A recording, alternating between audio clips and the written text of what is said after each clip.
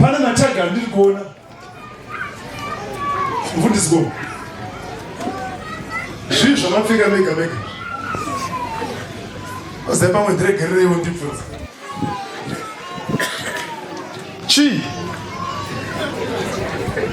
Tauraka? Hallelujah.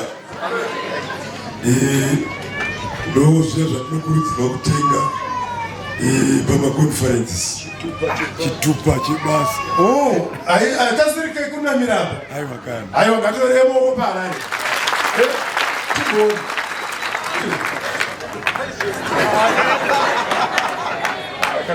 Ndokuti ndozvinonzi Harare inouya nezvimwe zvinhu. Kana kwenyuwa munorambidza zvinorambidzwa here? Munorambidza? Harare oye! Unozomona vafundisi vazara nazvewo kushata. Amunoona chitarisa kuti chii ndambotombona chimwe chawira.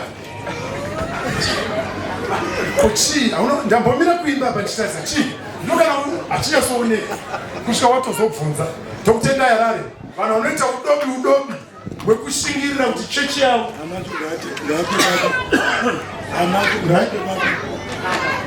hanzi zvinotengwa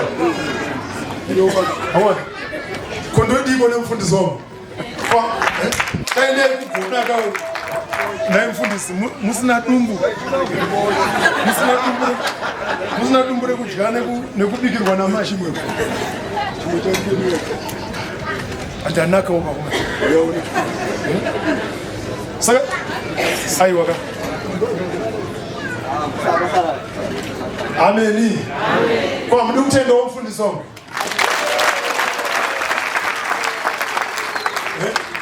saka izvinezvi ana madhono ana baba goto ana mvangeri Domingo ndakukunda imani sandakunda wani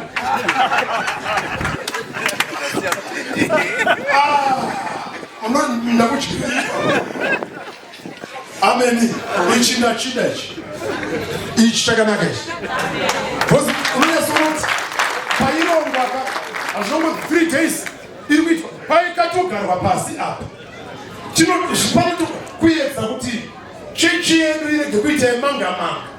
Kune vanhu vari kuisa musoro pamwe chete vachiburitsa chinhu chakadai kuti zvimbosiyanawo nekamwe kekunge vanorapa ndobokona kukiriniki kakaya.